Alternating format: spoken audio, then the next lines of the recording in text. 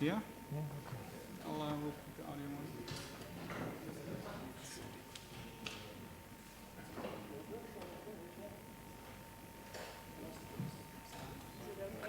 It's okay. That's a great image. Yep. Full set. Yeah? It's okay. Okay. So we'll just get started. All right. So the last presentation of the day is by, as I said, the fabulous Ricardo Covino. I just try and make people blush. That's what I do. So, yeah, I guess here you go. Okay. Did you want to use this one or that one? I use this one. It's okay. Okay, good evening to everybody. And I wanted to introduce you to this work in progress. This work in progress is about a short movie. And this short movie has some quite interesting aspects that can be explained now. This movie is a movie, an indie movie, so a low-budget movie, but we have had a chance to use high-end products. What I mean by high-end products, I mean that we used cameras and robots to control cameras and film that are used in normal professional production. We see that the main robot camera that we used is called Milo, is a motion control camera, and there are about only 40 in the world, and I think that their price is about 1.5 billion euros. So they are quite expensive and prohibitive to common people and the indie movie. And so we had this chance of recording this movie in 35 millimeters film, so it can be shown in regular cinemas. And we will aim to a high definition final product. The only way, as we see, that we could afford to do these things, so to have a low budget movie, was to look for cooperation from a lot of people. What does this mean? That all the people that's working currently on it is volunteers. So we have no money by now, no earning money. We are looking for a good return after the presentation, after the final product is released. So what's this short movie about? This short movie is about a young mother that is dying for cancer, brain cancer, and in the last moments of her life, she has effects from morphine and effects from the brain cancer, and she's not no more strictly linked to reality. So she has some visions that are not real visions. And these things help her to understand that her time is coming and she has to leave this world. This is shortly what the movie is about. Now I will explain quickly what this particular camera does. This particular camera, the Milo motion control, produced by Mark Roberts, is a camera that's used currently in most Hollywood effects, and it has been used in Superman, in the Harry Potter series. It has been used in Batman Returns, all these kind of movies. What we can do with this camera? We can repeat, basically this is the main feature, we can repeat continuously the same camera course each time we want. This can be done with absolute precision. So we are talking about microns. And this can be done in perfect synchronicity with the frames. So we have the film that at that exact frame is, the camera is pointing exactly at the same position. This allows us to do a lot of things. What we can do? The first thing is that multipass is very, very easy. So we can shoot this a scene with a person, then we can shoot it without the person, the same camera movement. And then we can choose if we want the person, we don't want the person, we want the person with half transparency, no? We can do a lot of things. The same thing can be applied in different places. So what we can do in different places, we can record, maybe you have seen in some spots on the TV, we are looking at a car in a place, the camera is making a fly around the object, and what we see is that the object is in one place and in the other half of the fly around is in another place. It's always the same car, it's always exactly the same movement, but they have been recorded in different places. So everything has been carried in another place and re-recorded. Then we have other chances. Here is a shot of the Milo while we were making some shots in wood. You see it's quite big and quite heavy, and you can climb it if you want. It doesn't move because it has very powerful and precise engines. And it has also some rails to have it go on and come back with absolute precision. Then we can interact the Milo with 3D. What we can do? Milo doesn't only make exactly the same movement each time we want, but has also a numerical output, a digital output. So it does output coordinates for the camera, for the target. It does send information for the lenses, the zoom we are currently using. And so this can be imported, and we imported this data in Blender. And importing this data in Blender allowed us to reproduce the same movements of the camera also in the Blender viewports. So we had the chance to build the scenes in the Blender viewports and reproduce what we wanted and have these things to interact with the real shots. And all these things had the same camera movements.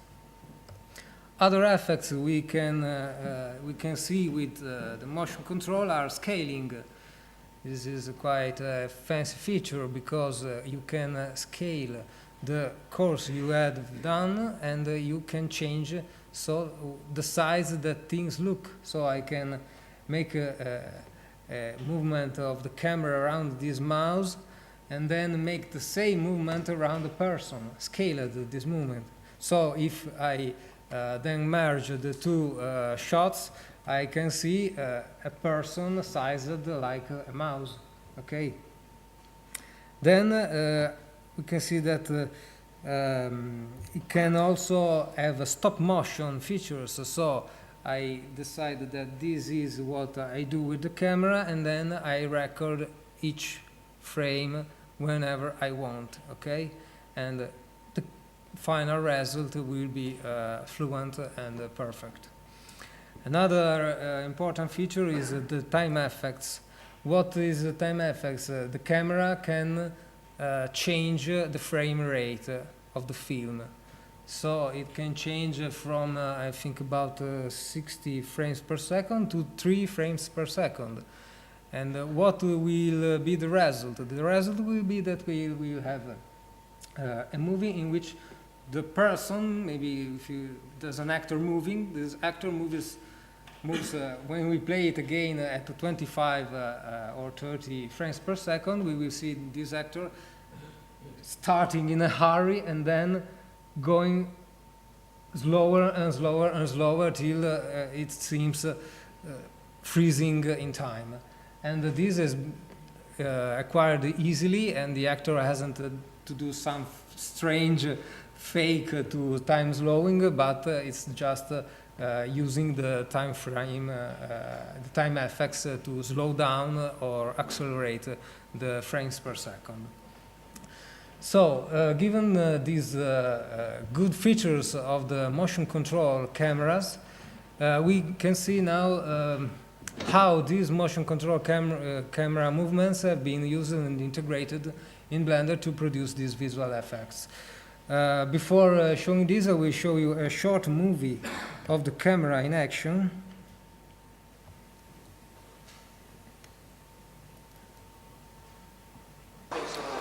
This is in the set.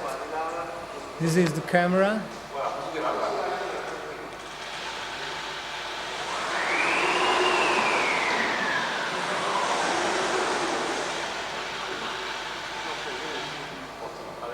It's quite short, I didn't want to bore you. As you can see, it has many different turning points, okay? It's like a bones structure, and it allows a lot of freedom of movements. So you can do turnarounds very small. You can also have a lot bigger movements because it can go on its own rails, so you have a great freedom of movement. We will see after how we used it to solve something that looked impossible, that was filming a movement inside a room, a small room, 3 meters per 3 meters room. The camera couldn't enter in it, but the final result will seem like a closed cube camera room. So,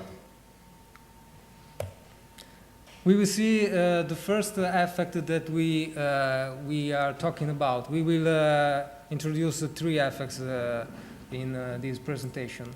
The first was the wooden arm effect. What we have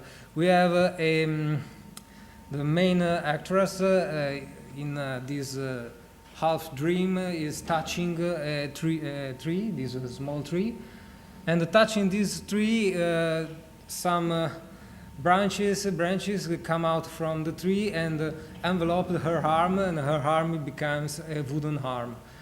How we achieved this effect? Well, we recorded different shots of the set, one with only the wooden tree, another one with the girl touching the tree, this thanks to this multipass technique, and then we used the scene without the actress to have a tracking with Voodoo Tracker. We didn't use the digital output of the Milo because in this occasion we hadn't an easy way to make measures of placing objects because we were in the wood, and so it was not easy to place exactly the tree in the virtual set in Blender. Instead, in the other case, in the faked room, we had precise measures, so we could rebuild exactly the same thing in Blender, and we used the digital output of the camera movements of the Milo robot. So we tracked with Voodoo the tree, and it was easier without the actress because the actress was disappearing from the scene and reappearing, and it gave bad results with Voodoo Tracker. Then we modeled a fake tree, we modeled the hand, the animation of the branches, and then this is this part in Blender. This is not a complete part, not a complete shot, it's a work in progress, but we had to send the papers, so that's how it was. And we made some tests for lighting sets with Blender Internal Engine and Yafray. And we will talk about later about which engine we will use for final rendering of the shots. Then this is a shot from the preview of the composite final result. This is not the final. We are about 50% of the quality we are aiming to, but we are each image you see here, it's a work in progress. So it's not the final. Also, you will see the trackings are still not perfect because we are still fine-tuning them. So this is compositing, a preview of the compositing, and in this preview of the compositing, you see that this girl here is a half, but you will see after in a short clip that it's full colored. So this is a half transparent girl. It's mixed with the 3D arm made in Blender, and here is the 3D tree made in Blender with branches growing, and this part and this part instead is the real tree that we shooted in the wood. So I will show you some. Okay, this is one of the Blender files. As you can see, these dots are the tracking of Voodoo. We tried to mix up everything in this Blender file to show you. This is the tree and the arm and the branches. And we can see that the animation is synchronized with the movie. We place the movie, it starts from here, the synchronization. And we have everything linked together, okay?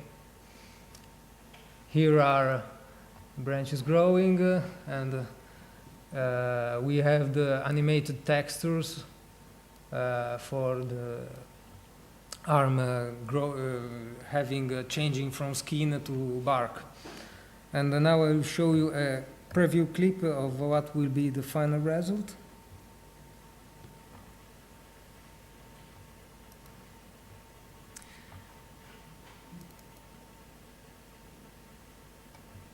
Sorry.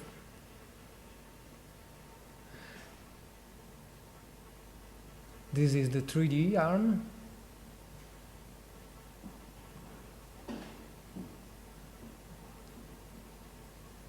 Looks a bit dark on this screen. As you could see, this mask is just the mask for the final output, because it will be 2.35 the proportions. It's the movie output, cinema movie output, and so a lot of parts will be cut from the original 35 millimeters movie. And this is the first effect we are talking about, and the other ones are realistic moth. Moth is the sister of the butterfly, okay? And we had a moth to behave particularly. So we had this moth to walk on some places and stop. And then in another scene we have this moth to morph in something else. Okay, so it was impossible to use a real moth. And we didn't want to hurt any insect. So we had to fake this moth, and we had to make it as more realistic as possible. It was not easy, the work is not finished. This shot is from the internal Blender engine, and it lacks something because we have troubles to have very realistic wings. Okay, the translucency of the wings, we are not quite still satisfied. And also we have a lot of troubles with the fur, because the fur of the moth is not easy to be reproduced, and we would need, for example, to allow the color of the fur be matching the UV mapping of the mesh, and now this is not possible. It's just in our wish list. Ik dacht het maandag ook al of cold lungs. You know? As an artist, I say so. Yeah. And this is so a test, and we have, for example, this mode to walk on this bed edge, this bed rail, okay? And the actors looks at the mouth close to it. This mouth has a rigging with bones and some shapes for some other movements, and this is where the moth morphs in sorry, there's somebody who's hearted, but it does I don't know in English the word, sorry. You know when they do blood examination, okay, that's butterfly needle, yes. The moth morphs in a butterfly needle, so on the back there's the original shot of the butterfly, of the that one entering in the veins, and the moth will transform in it and freeze in a special position. So this shot is still with a lot of work in progress, but I can show you a Blender file again. Here is the moth. We have some nodes to have motion blur and depth of field. We had some troubles again with the depth of field because we had more numerical precision for depth of field, but we had to do some tricks with the color ramp because we had strange results, and we had to have an area of blur exactly corresponding to the real shots. So here is the moth with the various bones, and if we it's a work in progress as you see. So not everything is working, but here is reacting to the position of the body, the legs. Then here is the shots we used for this test, and again we have a tracking.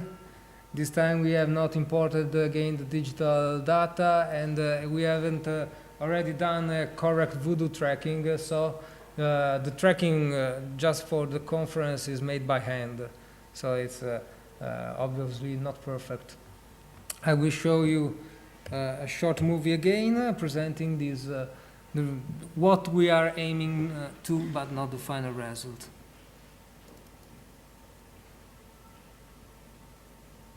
It's a bit dark again.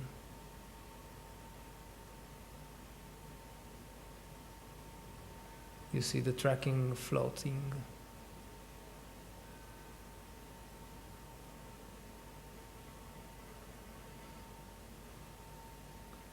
That's it. So, some troubles, but we are looking for having a realistic moth in these shots.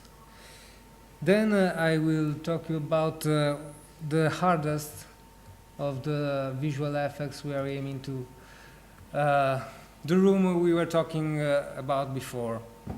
This room is a cube.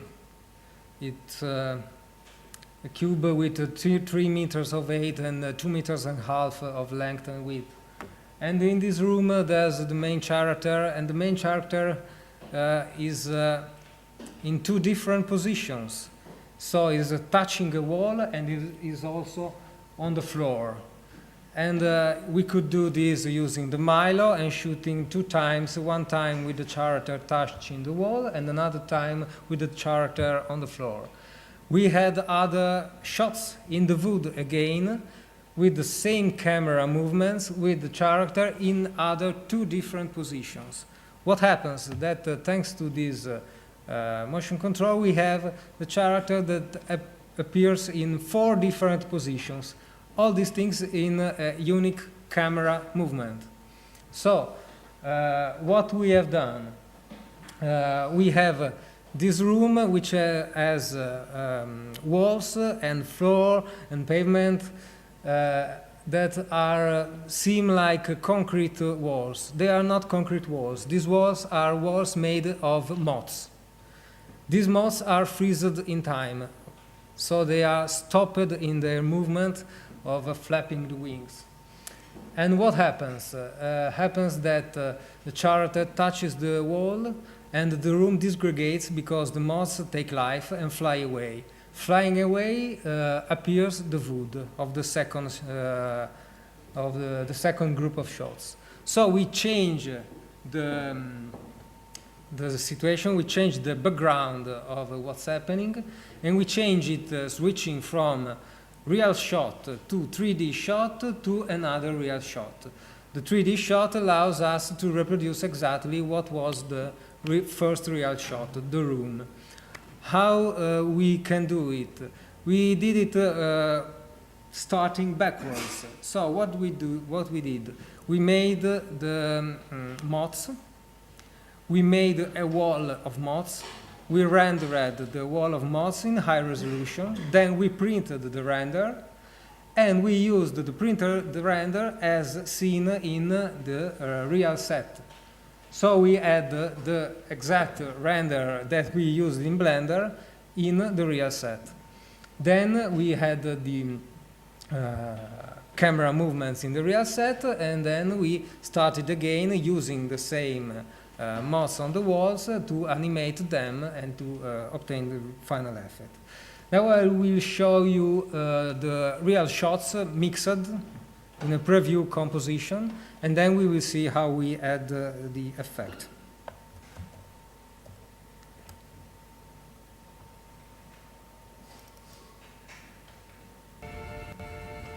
You see the room, two characters appearing, and then the wood.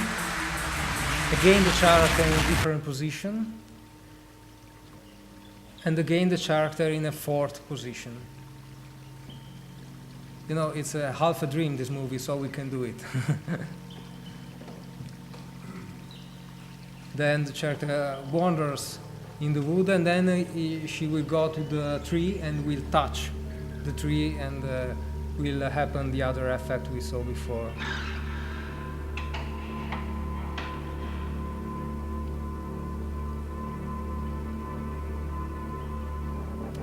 Fake.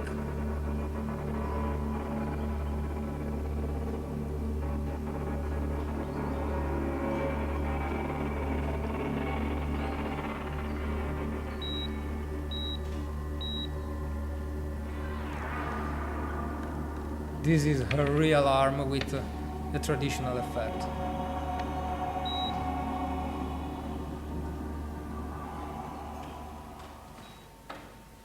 So it was very hard, and we are, this is really a lot in work in progress, this effect. So we now have only non-realistic moths, and they are not behaving like realistic moths. So what happens? These are the shots. We did all the movement of the camera, changing the walls. So we had a cube, we took out two walls, and we made the first part of the movement.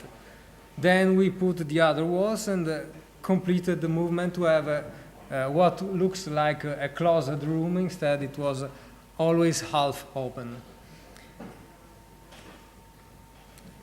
You can see by this image that it's not quite readable, but it shows that there are a lot of different shots mixed together. Then we made these walls. So these walls are with moths. They are not the high poly moth we used for the other shot, because it was with the fur, it was about 2 million polygons, so we couldn't, we have 15,000 moths in this scene, so we couldn't use that moth. We will use the one you see on the right, which is a mid-poly moth with shape key movements, so there are no bones in this one.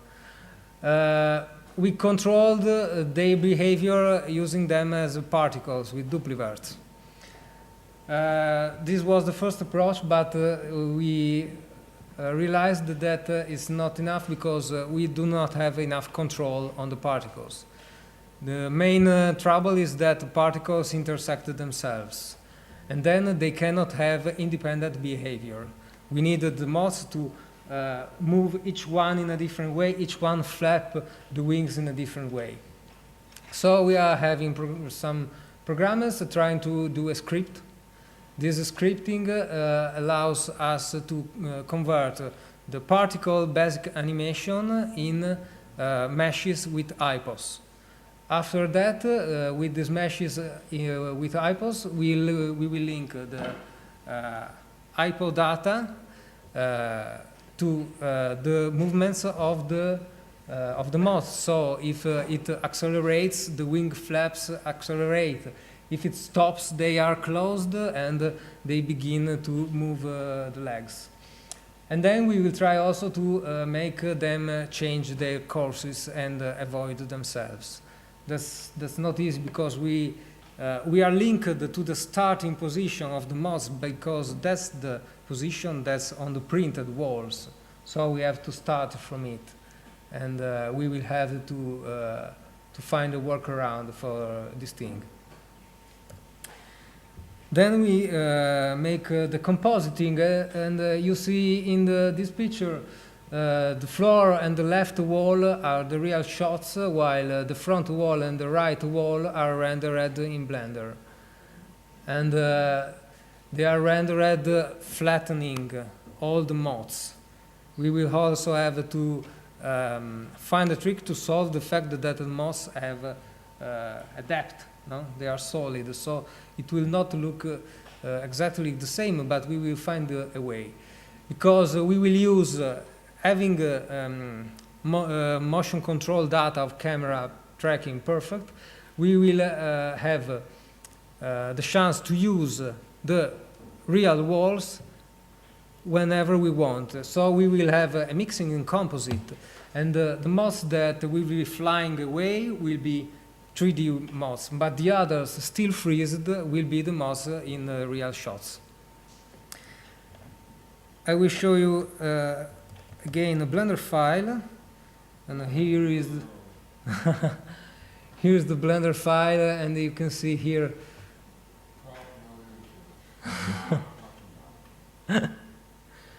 you can see animation here lacks a wall because we wanted to see the beginning. We can switch it on, and you can see the walls disgregating, but this is just the recorded the particles movement. You see there's also a vortex in the other wall. The recorded particles movement is quite not natural because they are all going in the same direction with the same acceleration. But this is what we start from to gain the final effect. You see the vortex on the front floor, on the front wall, because the girl touches the wall in that point, and starting from that touch, the whole wall begins to rotate. And here is a preview of what will happen. No question. How many polygons is one moth? Oh, for this preview, it's a very, very small number. It's about 100, I think. More, no, less. Subsurface, that they are about 100. I will show you the movie again because we have to explain it. The red wireframe is the room. Then we have this preview of the moths, and then we have composited on the background in the beginning the shots from the real room, and in the end the shots from the wood. So if you start in the end, in the beginning, you see the real room on the back, the moths, and then we see the wood. Did you hear about Blender people from? Yes, That yes. You make a scripting system with an SQL database. Yes, we haven't looked on Blender people in depth because we had we have not a fighting like I saw Blender people can do, and we also need these all these mods to fly in. We have to. I show you again the movie to explain because it's not easy. We have to start from one corner. They have to go away like a sphere, no, gets them out. So we did it using a wind with a sphere effect on the particle walls, and we are not still with the final result. But we also looked at the Swarm Python script by Makuno, but it had not enough control, and it had a very long rendering time, calculating time. So it was good for 500 at the most, but not for 15,000. And so we appreciate help. We deeply appreciate help.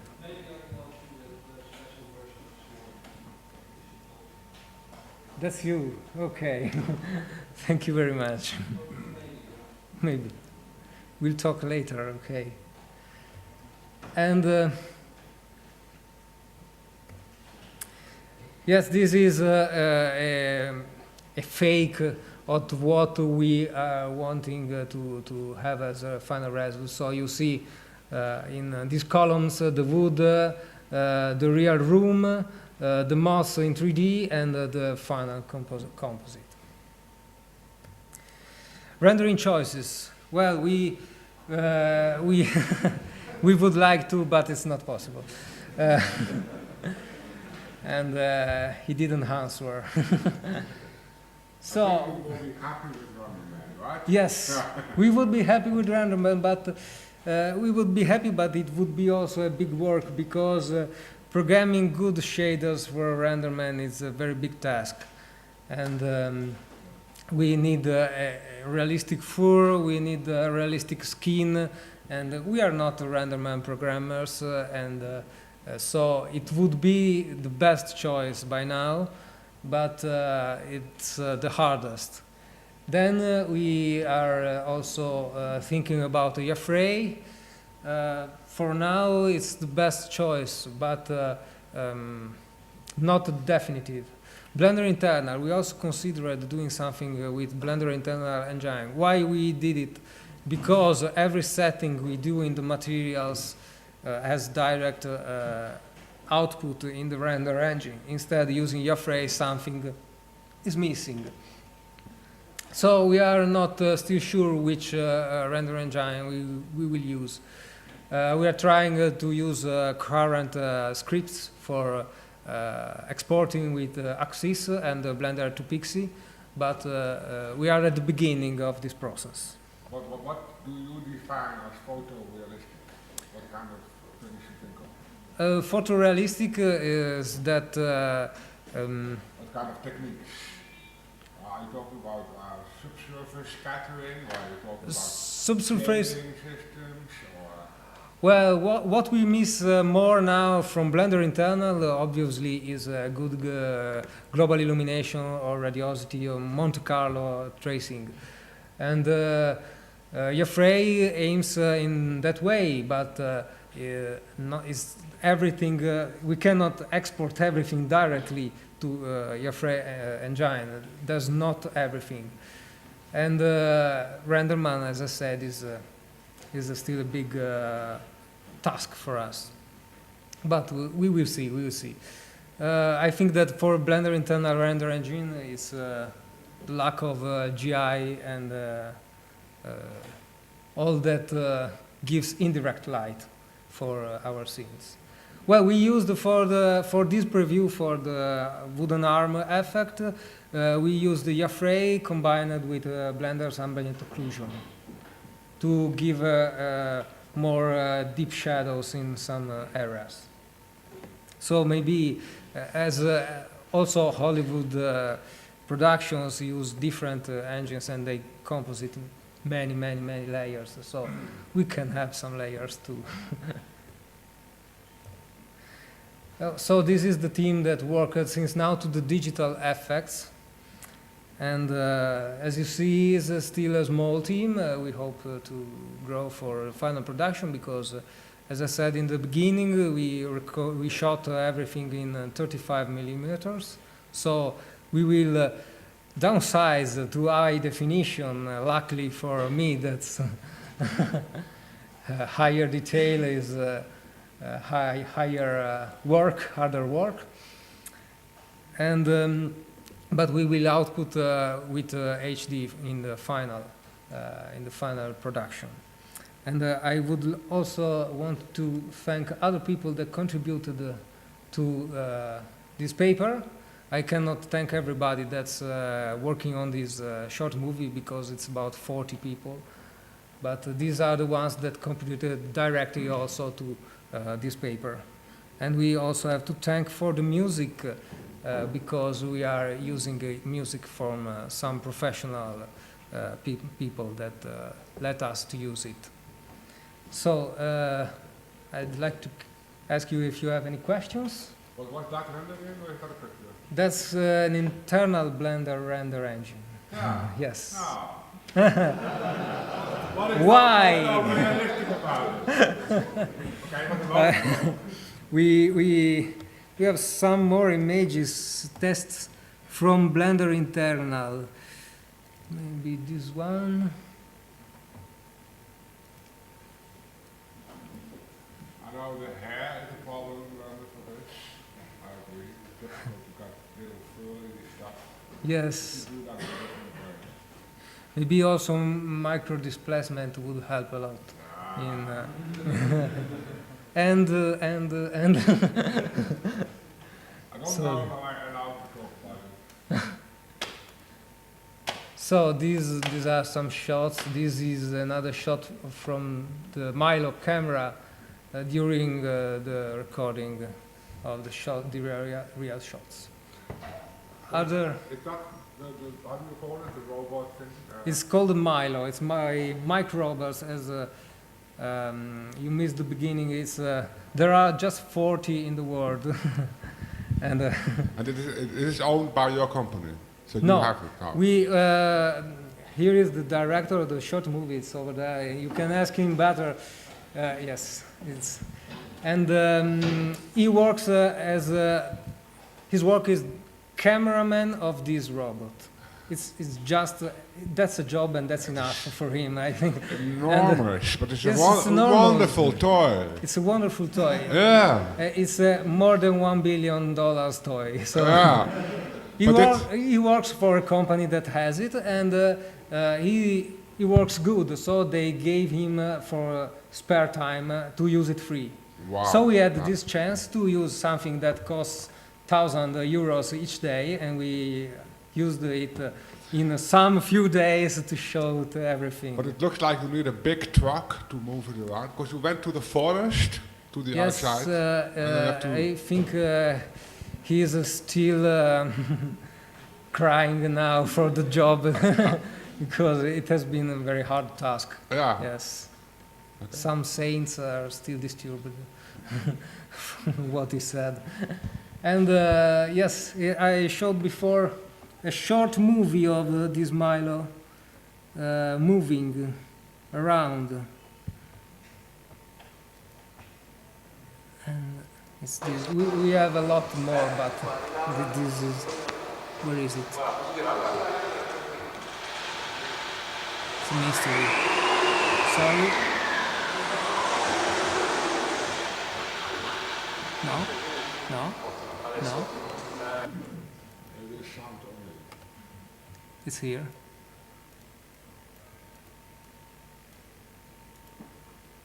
No. No matter. We will open it.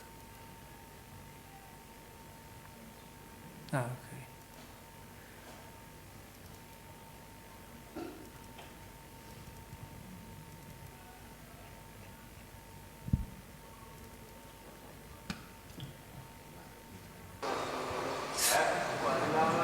not funny.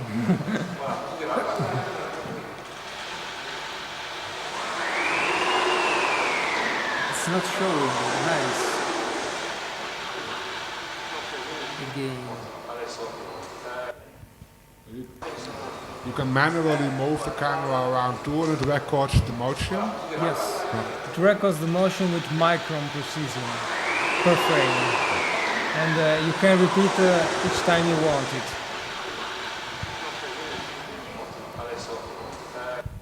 If the position is so accurate, how do you know if the next time you put the whole thing in the same position that Yes. it is? I mean, that Yes, the machine is more perfect than the humans that use it. So we don't need micron precision, but it depends on the work.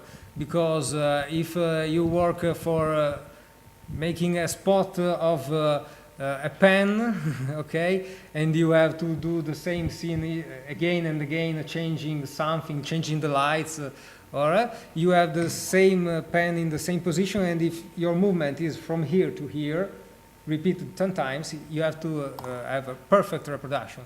Using the Milo in this set, we didn't need micron precision, we needed centimeters precision. In fact, it was more perfect, the Milo movement, than our reconstruction of the camera in Blender, because in Blender we made a camera with perfect dimensioning, and the real one had some millimeters of floating, of banking, so it was not perfect, our work, not camera movements.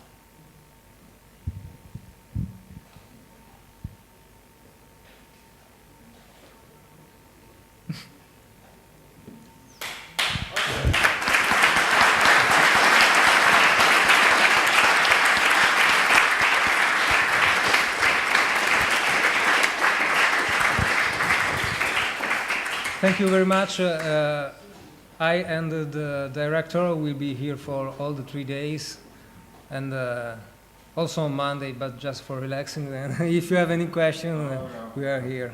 Okay, thank We you. will help finding a solution for the room with the mods, to have 2 million mods flying Yes. away. It should be possible. It would be nice. How? I don't know yet. We will think about it. No. Yes. We have a small amount each time. You could use sticky textures for one pass, just use the image you have as a sticky texture on the mods for one Yes. small pass to make a transition for the colors on the mod. Yes. Yes. We wanted to use an animated texture for example,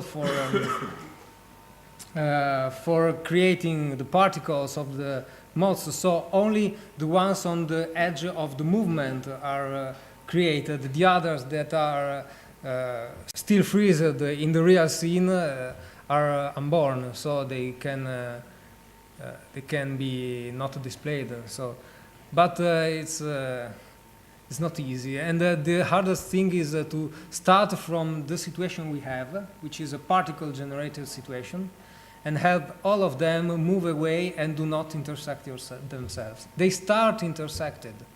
That's the problem. You do not see it because the walls are very blurry, so you don't understand that they are mixed, but they self-intersect each other in the start.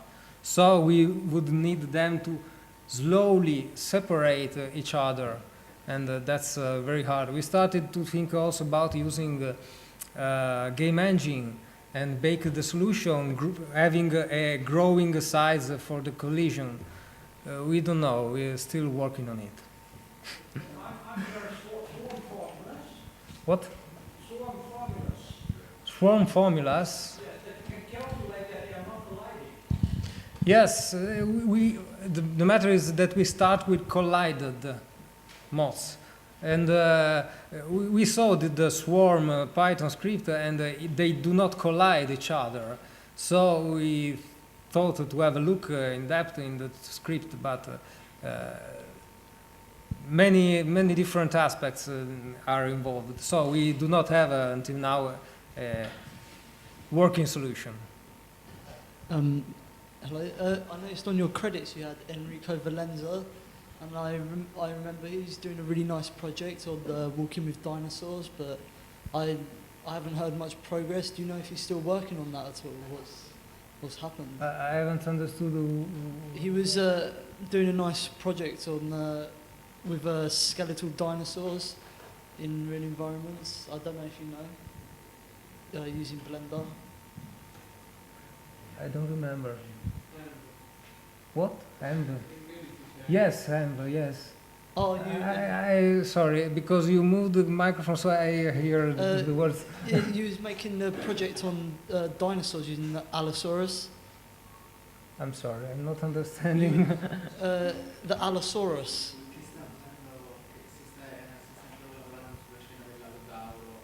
Ah, okay, sorry. Allosaurus is very hard for me to understand. I don't know if he is still working on his dinosaurs. I know he is working, it's a preview, I don't know, on a new short. Ah, right, Okay. Okay, thank you very much.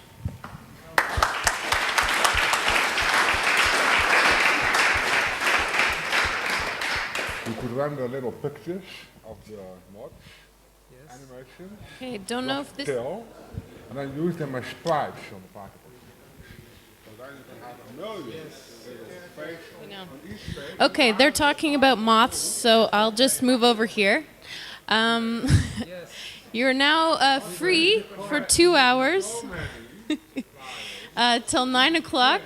And at 9 o'clock will be the art and movie festival.